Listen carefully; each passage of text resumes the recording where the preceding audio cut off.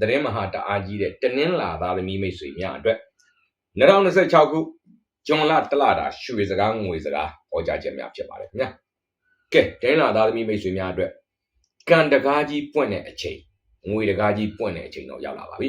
ဒါကြောင့်ဒီလိုကိန်းမျိုးမှာငွေကြီးနဲ့ပတ်သက်လို့ရရန်ပေးရန်အကျွေးဆက်ရန်အကျွေးတောင်းရန်ကိစ္စတွေဝင်ငွေလာသာတိုးဖို့ကိစ္စတွေအဖို့တပစ္စည်းဝယ်ခြင်းရောင်းခြင်းကိစ္စတွေဦးစားပေးပြီးစ조사သင့်ပါတယ်ကားတို့ယင်းတို့ဆက်တို့အိမ်စာဦးနေရာထိုင်ခင်းတို့အလုပ်နေရာအိမ်နေရာတို့နဲ့ပတ်သက်တဲ့ရည်ရွယ်ချက်အစီအစဉ်တွေအလူမင်္ဂလာပွဲလမ်းသဘင်အစီအစဉ်တွေနိုင်ငံခြားနဲ့ပတ်သက်တဲ့ရည်ရွယ်ချက်အစီအစဉ်တွေအောင်မြင်မဲ့အချိန်မျိုးဖြစ်ပါတယ်ကိုအနှစ်နှစ်လရည်ရွယ်မျှော်မှန်းနေတဲ့တန်ဖိုးကြီးပစ္စည်းတွေဝင်လာတတ်တယ်ယာထုနာမည်ကုန်တဲ့တိုးတက်တတ်တယ်ကဲအဲ့တော့အဖက်ဖက်ကတော့အချိန်ကြီးကောင်းနေကျုံနေပြီကံတရားကတော့ရွှေမိုးငွေမိုးရွာနေပြီကိုယ့်ဘက်ကအရာမိအဲ့ဒီမွေးခံယူနိုင်ကြပါစေလို့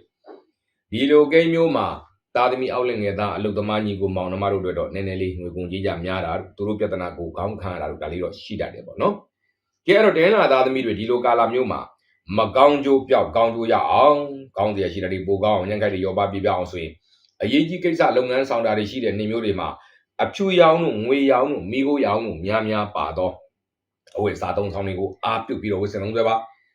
မိမိတို့ရဲ့ရောင်းကုန်ပစ္စည်းလုပ်ငန်းသုံးပစ္စည်းတွေကိုဂျင်းတက်ကလေးတက်ကဲ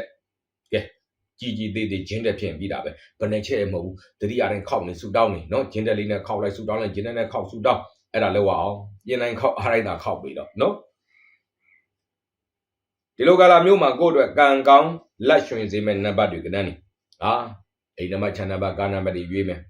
နော်အယောင်ဝင်ဈေးစကားတွေတတ်မှတ်မယ်အချိန်ချက်နေ့ရက်တွေနာရီတွေရွေးမယ်ဆိုရင်နှစ်ကနန်းခွန်ကနန်းတွေဟာကိုယ့်အတွက်ကံကောင်းလက်ရွှင်စေပါလိမ့်မယ်ခင်ဗျာ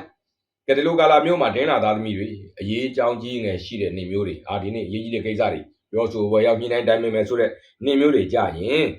အဲ့ဒီမနေ့ပိုင်းလေးမြတ်စွာဘုရားမှာနွားတို့တစ်ခွက်အစင်ပြေတဲ့တော်တဲ့နွားတို့လေးပါ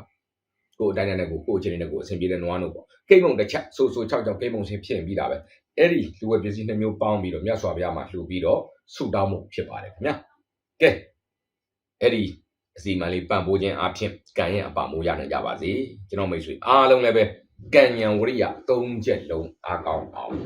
ကြိုးပမ်းတော်မူနိုင်ကြပါသည်ခင်ဗျာ